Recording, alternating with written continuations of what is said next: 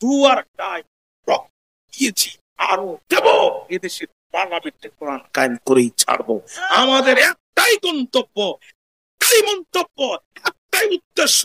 যদি সন্তান কুরবানি করে দিতে হয়, সন্তানকে অক্ষ করে দিব। যদি সম্পদ কুরবানি করে দিতে হয়, সম্পদ অক্ষ করে দিব।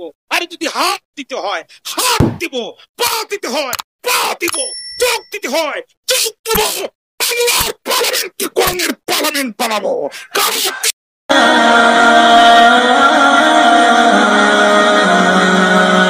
আপনার দাঁড়ানো ভাইয়ের একটু বসে পড়। ভাইরা আমার, মনোযোগ আছে আমার দিকে। তিনটা তাকবীর দিবেন, আল্লাহু আকবার। আরো জোরে বলেন আল্লাহু আকবার। আরো জোরে বলেন আল্লাহু আকবার। শিক্ষা জাতির বিনোদন। বাংলাদেশে পুরো প্রভাব, যত চুরি করে সব বিসিএস ক্যাডাররা, ফার্স্ট ক্লাস শিক্ষিত মানুষেরা। কথা বলেন না কেন? কৃষকরা চুরি করে, মাঠে যারা পরিশ্রম করে তারা চুরি করেন। এই দেশে যত চুরি সব শিক্ষিত লোকরাই করে। যত চুরি শিক্ষিত লোকরা। গরিবের টাকা এমন চুরি করা করছে, কোটি টাকা দিয়ে ছাগল কিনছে। কথা বল নাই? সব শিক্ষিত লোকেরা চুরি করে। অতএব বাংলাদেশে এখন যেটা দরকার, শিক্ষা ব্যবস্থা পরিবর্তন দরকার। ১,৫০০ বছর পূর্বে রাসূলুল্লাহ সাল্লাল্লাহু আলাইহি ওয়াসাল্লাম হিরা গুহায় যে বিশ্ববিদ্যালয় কায়েম করছিলেন, এই বিশ্ববিদ্যালয়ের ভাইস চ্যান্সেলর ছিলেন রাসূলুল্লাহ নিজে। আর সেই বিশ্ববিদ্যালয়ের সিলেবাস ছিল আল্লাহর কোরআন। বিশ্ববিদ্যালয়ের ছাত্র ছিল হযরত আবু বকর, হযরত ওমর। সুবহানাল্লাহ বললেন না? কেমন ছাত্র রাসূলুল্লাহ তৈরি করেছিলেন? হযরত আবু বকর রানিং প্রেসিডেন্ট, তিনি খলিফার আসনে বসে আছেন। দুপুরের লাঞ্চের টাইমে বাসায় এসেছেন, খাওয়ার খেতে বসেছেন 10টা খানায়। ভালো ভালো খাবার কিনে দেখছেন। জিজ্ঞাসা করলেন, খাবার কবে বিবি? এত টাকা ভিতর পাই নাই, খাবার তার দিকে আসে। স্ত্রী বলছেন, আপনি আমাকে যে বাজার করার টাকা দেন, ওখান থেকে আমি 3 টাকা সেট করে রেখেছি। আমি নিয়ত করেছি মাসে একদিন আমরা সবাই মিলে একটু ভালো খাবার খাবো। হযরত আবু বকর ছাড়ি মানলেন, উঠে দাঁড়ান। মুয়াজ্জিনকে বললেন, মসজিদের আজান লাগাও। মুয়াজ্জিন বলছে, এখন তো জোহরের সময়ও না, আসরের সময়, 11টা বাজে, এখন কোন ওয়াক্তের আজান লাগাবো? আমি বলছি তুমি আজান দাও। মুয়াজ্জিন যে আজান, মানুষেরা বুঝতে পারতো অসময়ে আজান হয়, নিশ্চয়ই আমাদের খলিফা পড়ে গেছে কোনো বেকায়দায়, অতএব খুব দ্রুত যেতে হবে, কোনো উপায় নাই। কাজ কাম ফেলে দিয়ে আজান শেষ হতে দেরি হলো, মসজিদ ভরে যেতে দেরি হলো না। হযরত আবু বকর তাড়ায় গেলেন, হে মুসল্লিয়ানে কেরাম, আমি রাসূলুল্লাহর বাল্যকালের সাথী, আমি রাসূলুল্লাহর যৌবনের সাথী, আমি রাসূলুল্লাহর হিজরতের সাথী। হিজরতের রাতে জন্মভূমি ছেড়ে যাওয়ার সময় এখানে কথা বলছে কে? আশ্চর্য ব্যাপার বাবা।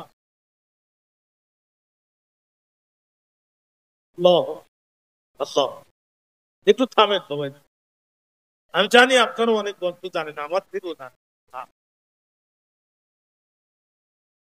আল্লাহ কোরআনের মাহফিলের একটা সম্মান আছে। কোরআনকে সম্মান দিবেন, আল্লাহ আপনার সম্মানকে বাড়ায়। কোরআনকে অবজ্ঞা করবেন, জীবন ধ্বংস হয়ে যাবে। একটু বসে, একটু মাথাটা ঠান্ডা। খুব কষ্ট হচ্ছে আপনারা আমাকে ছাড়তেও দিচ্ছেন না, আমার নির্যাতন। তিনি কেমন কথা? হযরত আবু বকর দাঁড়ায় বললেন, আমি রাসূলের বাল্যকালের সাথী, যৌবনের সাথী, হিজরতের রাতে জন্মভূমি ত্যাগের দিন নবী কাউকে নেয়নি, তো আমার রাসূলুল্লাহ বলে যায়নি। সুবহানাল্লাহ বললেন, হে আমার মুসলিম জান, আপনারা কি চান আমি রাসূলের সাথে আবু বকর জান্নাত থাকি? সবাই বলছে হ্যাঁ চাই। তাহলে আপনারা আমার বেতন ভাতা কমা। আপনারা যে বেতন নিচ্ছেন এটা বেশি হয়ে যাচ্ছে। আপনাদের বেতন নিয়ে আমার স্ত্রী সন্তানরা বিলাসিতা করার চিন্তা করছে। মুসলমান না খেয়ে পড়ে থাকবে রাস্তায়, আর আমি আবু বকর কলিজা ভর্তি করে খাবো, এটা ইসলামের আদর্শ নয়। আবু বকরের হৃদয়ের ভিতরে কোরআনের শিক্ষা থাকার কারণে হযরত আবু বকর রাদিয়াল্লাহু তাআলা বলছেন, আপনারা বেতন ভাতা কমান, আমাদের নেতারা গায়ে শুধু মারা না, খরচ বাড়া, দেশের মানুষের রাস্তা ভর্তি হয়ে গেছে লাশ, আজকের খাবার দেখলে রান্না করা আছে খাসি, মুরগি, গরু সব। আল্লাহ খাওয়াচ্ছে দাদা, খাওয়াতে দাদা, খাওয়াতে হাতও দোয়ার টাইপ পাবি না, বাইর সামনের তরজতে না পিছনের তরজতে পালা, ঠিক না? আজ তো আমার এই ইউনিভার্সিটির ছাত্র ছিলেন, আজ তো আমার এই ইউনিভার্সিটির ছাত্র ছিলেন, বাড়িতে আসছে, তার ছেলে চুপ করে বসা কাঁদতেছে। আজ তো আমার বলছে কাঁদছো কেন? বলছে আব্বা মোরা যাবো না, বড় তো সাহস তোমার, কোরআন যাবো। বলছে বাবা কোরআন বাড়ি মসজিদে যাবো, জ্ঞান পায় আমার, আমার দিকে তাকা, কি হয়েছে ভাই দেখেন আমার জামার চুপ ভাই কোথাও গেছে না। আর তোমার বলি তুমি আমার দিকে তাকা, তোমার জামাটা ছিঁড়া আর আমার জামার তালিটাও ছিঁড়া। আরে বাবা তুমি আর আমি যদি ছিঁড়া তালি আপনার খুশি হয়, তোর আর আমার সমস্যা। ছোট্ট ছেলে বলছে আব্বা বিষয়টা সেটা না, বিষয়টা কি আমার বন্ধুরা খুব দুষ্ট, আমি তো কোরআন পড়তে যাই, আমার বন্ধুরা ছেলে আঙ্গুল ঢুকায় আর ভাই এই দেশের প্রেসিডেন্ট তোর বাপ, তোর চুপ্পার কেন এই ভাব, প্রেসিডেন্ট তোর বাপ, তোর চুপ্পার এই ভাব হবে কেন? ভাই আব্বা সপোর্ট পায় তোর বাপ, তখন আমার মাথা খারাপ। আরবদের একটা খাসলাত আছে, বাপের নামে গাড়ি দিলে আপনি ওদের হাত থেকে বাঁচতে পারবেন না, ঠিক না? এই জন্য মুসলমানরা পরিচয় হয় বাপের নাম। মুসলমানরা পরিচয় কি? আব্দুল্লাহ ইবনে মাসউদ, দেখেন আব্দুল্লাহ হোসেনি ইবনে মাসউদ হতি, এটা আজকের আমাদের নাহুর ভাষায় বাদল মুদ্দাল বলা হয়, হ্যাঁ? কিন্তু তারা কি বাপের নামে পরিচয় হয়, আর জন্মের ঠিক নেই ভাবে এরা মায়ের নামে পরিচিতি লাভ করে। তাই বলতে গেলে অনেক সময় লাগে। ইংল্যান্ডের ক্রাউন কোর্টে মামলা হলো, কি সন্তান তার মায়ের কাছে তার বাবার পরিচয় জানতে চেয়েছে, মা সেই আমলের ডায়েরি বাপের নাম বলতে পারে, শেষ পর্যন্ত সন্তান ইংল্যান্ডের ক্রাউন কোর্টে মামলা করেছে, মা তার ইউটিউবে তসরুপ করে পড়েছে বয়ফ্রেন্ডের তালিকা দিচ্ছে, প্রত্যেক বয়ফ্রেন্ডকে দেখে ডিএনএ টেস্ট করে তারপর সন্তানের বাবার পরিচয় খুঁজে বের করতে হয়েছে। এটা খ্রিস্টানদের ইহুদিদের চরিত্র হতে পারে, মুসলমানদের চরিত্র হতে পারে না। আমরা পরিচয় লাভ করি বাবার নামে, ঠিক না? যখনই কয় তোর বাপ তখন আমার মাথা খারাপ। কোন দিন একটা চর মানুষ মারা যাবে আমার নামে পাঠার মামলা রেফায়ার হবে, আব্বা কোরআন বাড়িতে বলবো সন্তান পরিচয় আগে কি লাগে না, সবাই কোরআনের শিক্ষা তাকে কোথায় নিয়ে তাদের বাড়িতে চলে গেল। আসসালামু আলাইকুম, দরজা খোলো, দরজা খুলে ফাদ্দার ইয়া আমিরুল মুমিনিন, আপনি কেন এসেছে প্রশ্ন করে বললে তো আমি যেতাম আপনার কাছে। হযরত ওমর বলছে না করেছে না আমার এটা না কই কি মসজিদ 5 তারিখ 5 তারিখ প্রতিদিন পর 5টা ছেড়ে 25 দিন ভাই 25 দিন পরে যে তোর মাথা না তুমি আমাকে দেখি 25 দিন আগে আমার 25 দিন আগে আমাকে দাও, আমার সন্তানের একটা জুব্বা নাই, সে কোরআন যায় না, আর থেকে একটা জুব্বা কিনে চাই, অত বলছে আপনি প্রেসিডেন্ট আমি মাল আমার কাছে আর অর্ডার আপনার কাছে, আপনি বলবেন আর আমি দেব, কোনো সমস্যা নাই, শুধু 2টা কাজ একটু করবেন, আগামী বেঁচে থাকবেন, আপনার কাছে আসবে না, এই নিশ্চয়তা একটু দেন, আর যদি আপনি মারা যান আল্লাহ মাফ করবে, জনগণও মাফ করবে, এই নিশ্চয়তা দেন, মাল নিয়ে যান, নিশ্চয়তা দিতে পারবেন না 1 টাকাও দেব না, মন্ত্রিত্ব যদি চলে যায় কিচ্ছু যায় আসে না, মন্ত্রিত্ব বাঁচানো ফরজ নয়, ঈমান বাঁচানো ফরজ।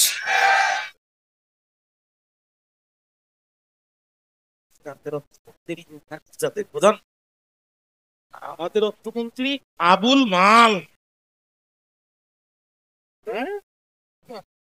আবুল মাল এত শব্দের অর্থ, আর মাল শব্দের অর্থ আবুল মাল মানে সুমালি মাল বলা, মালের ভাব, এই জন্য 22,000 কোটি টাকা পাচার হয়। ওই সাংবাদিকদের সামনে বলে নাতি আকাশ কোন ব্যাপার নয়। তার মতো মালের বাপ, ওর নাম আবুল মাল, আর ভারতের সাবেক অর্থমন্ত্রীর নাম এস কে পাল। ও হিসাব কিতাব করে দেখলাম এই বালমাল দিয়ে রাষ্ট্র চলে না। রাষ্ট্র চালানোর জন্য ১৩,০০০ বছর পূর্বে হীরা গুহায় নাজিল হওয়া এ কোরআন নামক সংবিধান দরকার। আর ওমরের মতো নেতা দরকার, যারা সেরা জুব্বা পরে, যারা সেরা জুব্বা পরে মন্ত্রণালয় চালাবে, জনগণের কাছে চাঁদাবাজি করবে না, জনগণের টাকা চুরি করে খাবে না। এরকম শিক্ষা ব্যবস্থা আর এরকম নেতা ছাড়া এটা কি কোনদিন মুক্তিপ্রাপ্ত হবে না।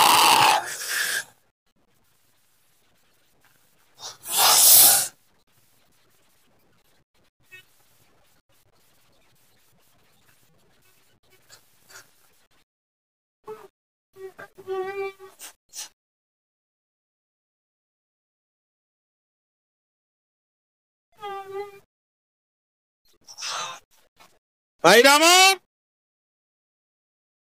সুতরাং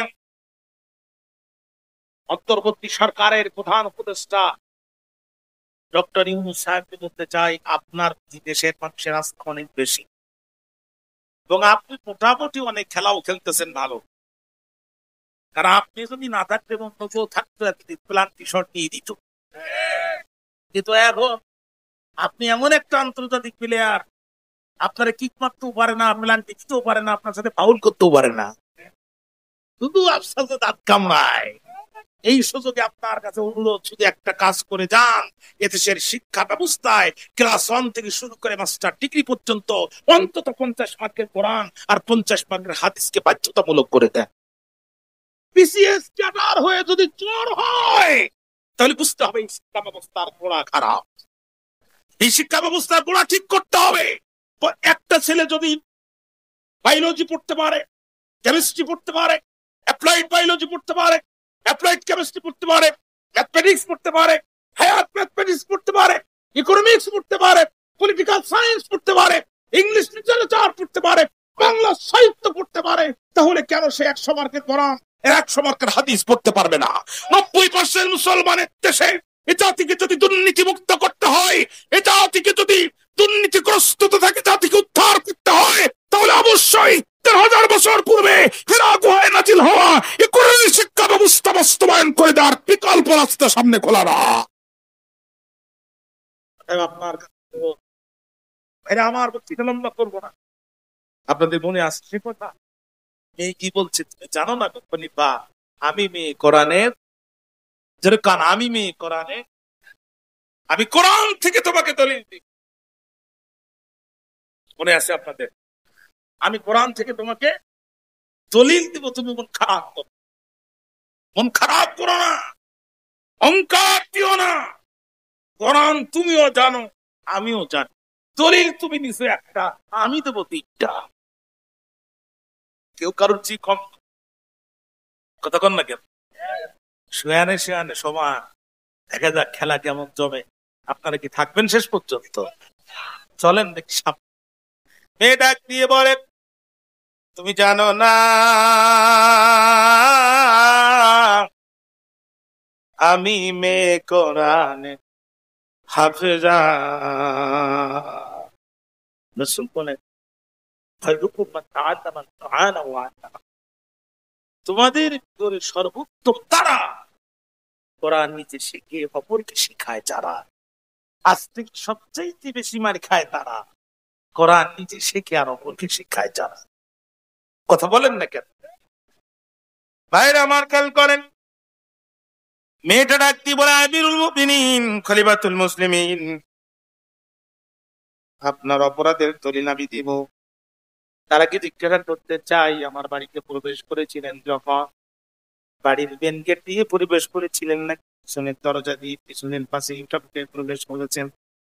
ওমর ডাক দিয়ে বলে, মেয়েরে বাড়ির প্রাণ ফটকে তালা মারাই প্রবেশ করেছি। হযরত আমিরুল মুমিনিন খলিফাতুল মুসলিমিন ওমরকে লক্ষ্য করে একটা মেয়েটা ডাক দিয়ে বলছে, খলিফা যদি তাই হয় তাহলে আপনি সূরাতুল হুজুরাত আয়াত নাম্বার 5, সূরা হুজুরাতের 5 নম্বর আয়াতে, সূরা হুজুরাতের 4 নম্বর আয়াতে আপনি একটু দেখবেন, ইন্নাল্লাযীনা ইউনাদুনাকা মিন ওয়ারাইল হুজুরাত আকসারুহুম লা ইয়াকিলুন। আরো জোরে কোন আল্লাহু আকবার। আল্লাহ রাব্বুল আলামিন বলেন, ইন্নাল্লাযীনা, নিশ্চয়ই যারা, ইউনাদুনাকা মিন ওয়ারাইল হুজুরাত, ও নবী প্রাচীরের গৃহের পিছন দিক থেকে যারা আপনাকে আহ্বান করে, আকসারুহুম লা ইয়াকিলুন, এদের অধিকাংশ নির্বোধ। আজকে তো অমরকে ডাক্তার লক্ষ্য করে এটা বলছে কইবা, আপনি পিছনের দরজা দিয়ে প্রবেশ করেছেন নাকি সেবেন না, এটাই আপনার প্রথম অপরাধ। আজকে তো ওমর মুস্কি হাসে আর মানে দিয়ে রে, তুই পুরো যা আমি রাজা, দলিল যেমন তোর কাছে আছে দলিল আমার কাছেও আছে, তুইও কোরআন থেকে দলিল দিবি, আমিও কোরআন থেকে পাল্টা দলিল দিব। আল্লাহু আকবার। বললে মেয়ে আমার দ্বিতীয় অপরাধ কি? মেয়ে বলছে, আমিরুল মুমিনিন খলিফাতুল মুসলিমিন, দ্বিতীয় অপরাধ যদি আপনি তালাশ করতে চান তাহলে আপনাকে যেতে হবে সূরাত নাম সূরাতুন নূর, আয়াত নাম্বার 27। সূরা নূরের 27 নম্বর আয়াতে আমার আল্লাহ রাব্বুল আলামিন অত্যন্ত স্পষ্ট করে আপনার অপরাধের কথা বলেছেন। আল্লাহ রাব্বুল আলামিন সূরা নূরের 27 নম্বর আয়াতে আল্লাহ পাক বলেন, ইয়া আইয়ুহাল্লাযীনা আমানু লা তাদখুলু বুয়ুতান গায়রা বুয়ুতিকুম হাত্তা তাস্তানিসু ওয়া তুসাল্লিমু আলা আহলিহা যালিকুম খায়রুল লাকুম লাআল্লাকুম তাযাক্কারুন, লাআল্লাকুম তাযাক্কারুন। আল্লাহু আকবার বললেন না? আরো জোরে কোন, আরো জোরে কোন। রব্বুল আলামিন বলেন, ইমানদাররা, লা তাদখুলু বুয়ুতান গায়রা বুয়ুতিকুম হাত্তা তাস্তানিসু ওয়া তুসাল্লিমু আলা আহলিহা, একজনের গৃহ থেকে আর একজনের গৃহে প্রবেশ করবে না অতক্ষণ, অনুমতি পাবে না যতক্ষণ। কারোর বাড়িতে প্রবেশ করা, কারোর বাড়িতে প্রবেশ করা শরীয়তের মাসালা দুইটা। জোরে বলেন কয়টা?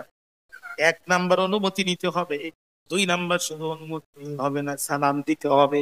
আমিরুল মুমিনিন খলিফাতুল মুসলিমিন জানতে চাই, আমার বাড়িতে প্রবেশ করেছিলেন তখন অনুমতি নিয়েছিলেন তখন? কোন অনুমতি নেই নাই, ইটস ইওর সেকেন্ড ক্রাইম, এটা আপনার করা অপরাধ। আমার বলে মেয়ের তিন নাম্বার অপরাধ কি? মেয়ে ডাক দিয়ে বলে, আমিরুল মুমিনিন খলিফাতুল মুসলিমিন, তিন নাম্বার অপরাধ সম্পর্কে আল্লাহ বলছেন, অতুসাল্লিমু আলা আহলিহা, ওই পরিবারকে সালাম দিতে হবে। আমার গৃহে প্রবেশ করেছিলেন যখন, সালাম দিয়েছিলেন তখন, হয় না সালাম দেই নাই, এটা তিন নাম্বার অপরাধ। কয় নাম্বার অপরাধ? আজ তোমার ডাক দিয়ে বলে, মেয়ের তোর কথা বলা কি শেষ? বলে হ্যাঁ শেষ। এবার দলিল নে। ওই কি? এবার দলিল নিতে গেলে তোকে যেতে হবে সূরাতুল হজ আয়াত নাম্বার 47। আল্লাহ রাব্বুল আলামিন বলেন, আল্লাযীনা ইম্মাক্কানাহুম ফিল আরদি আকামুস সালাহ, মুসলিম রাষ্ট্রের প্রেসিডেন্ট যারা হবে, মুসলমানদের রাজা যারা হবে, মুসলমানদের শাসক যারা হবে, আল্লাহ বলেন তাদের চারটা দায়িত্ব। জোরে বলেন কয়টা দায়িত্ব? আরো জোরে কোন কয়টা দায়িত্ব? তাহলে চারটা দায়িত্বে দাড়ি পাল্লায় করে বলতে হবে এরা মুসলিম শাসক, এদেরকে যারা নির্বাচিত করেছে তারা মুসলমান। চারটা দায়িত্বের প্রথম নাম্বার দায়িত্ব হচ্ছে আকাম সালাহ, রাষ্ট্রীয়ভাবে নামাজ কায়েম করতে হবে। কথা বলেন না কেন? আমরা তাম জীবন ওয়াজ করলে আপনারা নামাজ পড়বেন এর কোন নিশ্চয়তা নাই। ও বন্ধুরা, আজ থেকে আরো 15, 16, 17 বছর আগে বক্তৃতা করতে গেলাম আপনার বাংলা বাজার শহরের প্রান্তিত্ব বক্তৃতা।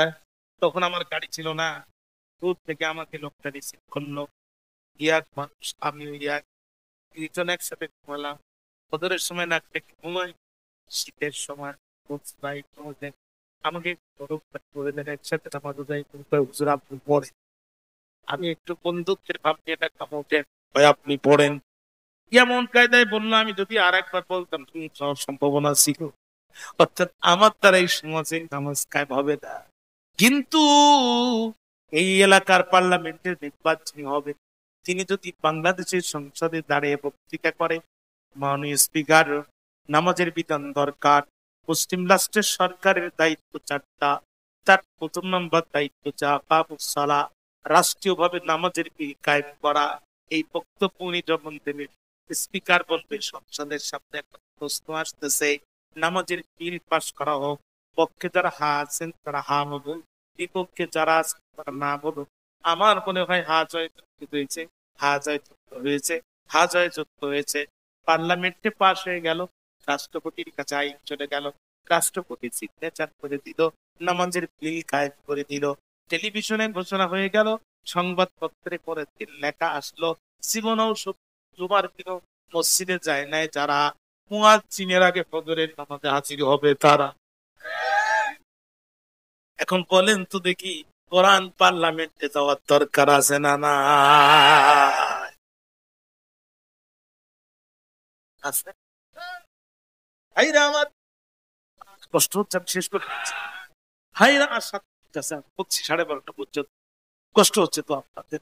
ভাইরা আমার, এই তো শীত করলেন, ফজরের নামাজে দাঁড়ায় গেলেন, ওখানে আমার ফজরের নামাজে দাঁড়ায় গেলেন, ইমাম সাহেবের তেলাওয়াত জিকিরের চোখে পানি আসলো, নামাজ শেষ করে দিলেন, গাড়িতে রওনা দিলেন, সাবেক বন্ধ, চশমাটি পাতলা হাতে, গাড়িতে বসার সাথে তাদের গান শুরু হয়ে গেছে, সালামু আলাইকুম, খবর কি ভাই?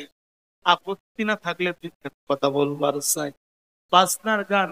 আপনি বললেন ড্রাইভার গান বন্ধ করা দরকার, ড্রাইভার পরের গাড়িতে আসুক। হ্যাঁ, কথা বোঝেন নাই? পরের গাড়িতে। ভাইরা আমার, এলাকার পার্লামেন্টের মেম্বার যিনি, উনি যদি পার্লামেন্টে দাঁড়ায় বলে, মাননীয় স্পিকার, গান আমার দেশের যুবকের চরিত্র নষ্ট করে দিয়েছে, যুবকদের বেবিচারে উদ্বুদ্ধ করছে, যারা কার বানাচ্ছে, অতএব সূরা হলো সূরা লোকমান 6 নম্বর আয়াতের পার্লামেন্টে আনা হোক, অবৈধ অশ্লীল কাজ চিরদিনের জন্য বাংলাদেশে বন্ধ করা হোক। স্পিকার বলবে, সংসদের সামনে প্রশ্ন হচ্ছে, সূরা লোকমানের 6 নম্বর আনিত 3 অনুযায়ী, আয়াত অনুযায়ী বাংলাদেশে চিরজীবনের জন্য অশ্লীল গান বন্ধ করা হবে। দাওয়াল হাদিস এই আইনের অধীনে অশ্লীল গান চলবে না। পক্ষে যারা আছেন তারা হা বলুন, বিপক্ষে যারা আছেন তারা না বলুন। আমার মনে হয় হা জয় হয়েছে, পার্লামেন্টে পাশ হয়ে গেল, রাষ্ট্রপতির কাছে চলে গেল, সিগনেচার হয়ে গেল, পরের দিন প্রিন্ট এবং ইলেকট্রিক মিডিয়ায় আসলো, গান বন্ধ হয়ে গেল, কিন্তু টেপ রেকর্ডার দিকে গেল, বিশ্বকারী আবুল বাসিতের কণ্ঠের মধুর কোরআনের তেলাওয়াত বাজতে থাকলো। যে আবুল বাসিতের কণ্ঠের তেলাওয়াত শুনে শরীর জমিনে একবার এক মঞ্চে 10,000 খ্রিস্টান ধর্মের লাথি মেরে কালেমা পড়ে মুসলমান হয়েছিল। ভাইরা জানতে চাই, এই কোরআন পার্লামেন্টে যাওয়ার প্রয়োজন আছে না? না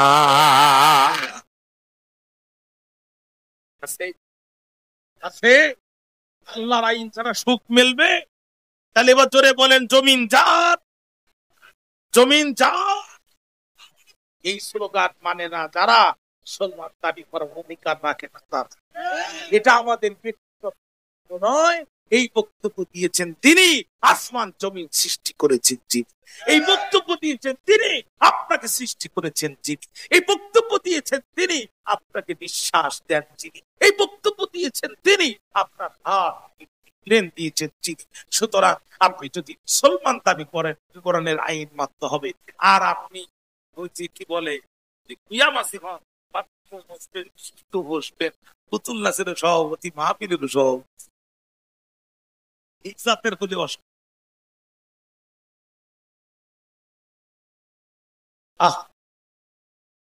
আমাদের সামনে আর কোন রাস্তা নাই, দিয়েছি আরো দেব, এদেশের পার্লামেন্টে কোরআন কায়েম করেই ছাড়বো। আমাদের একটাই গন্তব্য, একটাই মন্তব্য, একটাই উদ্দেশ্য, যদি সন্তান কুরবানি করে দিতে হয়, সন্তানকে অক্ষ করে দিব, যদি সম্পদ কুরবানি করে দিতে হয়, সম্পদ অক্ষ করে দিব, আর যদি হাত দিতে হয় হাত দিব, পা দিতে হয় পা দিব, চোখ দিতে হয় চোখ দিব। আল্লাহর পার্লামেন্টে কোরআনের পার্লামেন্ট বানাবো। কারণ আছে, আল্লাহকে দেখায়। বসে ভাইরা আমার, খেয়াল করেন, খেয়াল করেন। তাহলে বিগত সময় পার্লামেন্টে নেতৃত্ব দিয়েছিল যারা, নামাজ কি কায়েম করেছিল তারা? কথা বলে। তাহলে এদেরকে মুসলমানের সরকার বলা যাবে? এদেরকে যারা নির্বাচন করেছে তাদেরকে মুসলমান বলার সুযোগ আছে? পরিষ্কার। তবে এদের সরকার কিছু মানুষ ছিল যাদের দল ছিল, কিন্তু তারা পার্লামেন্টে আমাদের পক্ষে কথা বলেছে, ইসলামের পক্ষে কথা বলেছে, শিরকের পক্ষে কথা বলেছে। কথা বলেন না? মতের বিপক্ষে কথা বলেন। কথা বলেন ঠিক না? কথা বলেন ঠিক না? তাহলে মুসলিম সরকারের দায়িত্ব কয়টা? সূরার নাম সূরাতুল ফাজ, আয়াত নাম্বার 41। চারটা দায়িত্ব। নাম্বার নামাজ কায়েম করো, 2 নাম্বার ওয়াদাউ যাকাত, রাষ্ট্রীয়ভাবে যাকাত প্রতিষ্ঠিত করো। চাচা নামাজ পড়ে, সে মাল ছাড়ে না। হ্যাঁ, কোটি কোটি টাকার, মন খুব খারাপ, আপনার পাঁচ যাকাত দাও। ইমাম সাহেবের সামনে দিতে হবে, গাড়িতে অ্যাক্সিডেন্ট, সেটার একটা দাঁত যেমন খোঁজ পাওয়া যাচ্ছে না। এমন সমস্যা হুজুরের সামনে করে, হুজুরের থেকেই বাইর হয়, তাহলে চাচা কি বছর যাকাত দেওয়া দরকার, ঠিক না? যতবার আল্লাহ তাআলা কোরআনের সালাতের কথা বলছে, নামাজের কথা বলছে, ততবার যাকাতের কথা বলছে। দেখেন বলছি দিনাত্মকার আমার একটা লাইট চলে না, নামাজ পড়বেন, যাকাত দিবেন না, ইমানের বাতি চলবে না। বুঝতে পেরেছেন? এদেশের যাকাত যারা ইসলাম যারা ইসলাম মন্ত্রণের বিশেষজ্ঞ যারা আমাদের দেশে বিজ্ঞ পণ্ডিতদের গবেষণা হয়, এদেশের মানুষের যে সম্পদ আছে, এই সম্পদের হক আদায় করে তারা যাকাত দেয়, তাহলে এখান থেকে 5 বছর থেকে 10 বছরের ধরে এদেশে গরিব ব্যক্তি বৈষম্য যাবে, দেশের লোক দেশ কাজ করতে আসবে।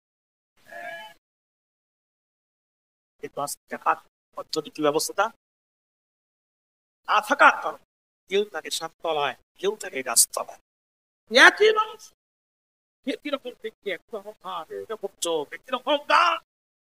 এদেশের 80% সম্পদ, এদেশের 80% সম্পদ ভোগ করে 20%, আর 20% সম্পদ 80% বিনিয়োগ করে। সুতরাং এই দেশ প্রতিষ্ঠিত হয়ে যায়, আর গরিবদের মাঝখানে ওই সম্পদ থাকবে না, সমাজকার ভোগ করবে। ইসলাম বরাবরই গরিবের পক্ষে কথা বলেছে।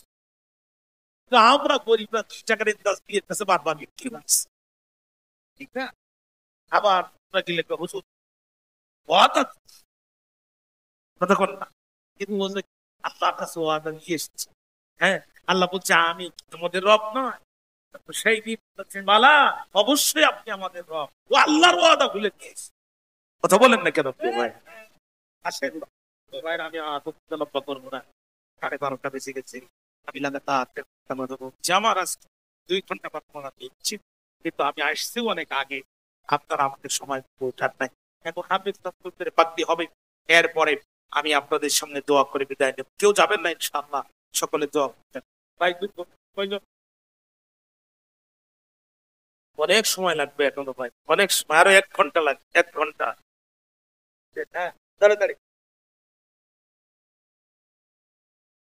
ভাই, কয়জন গুরুত্ব করে দোয়া ছাড়া যাবে যারা সবচেয়ে কপাল পড়া, তারা খুব সংক্ষিপ্ত দোয়া, খুবই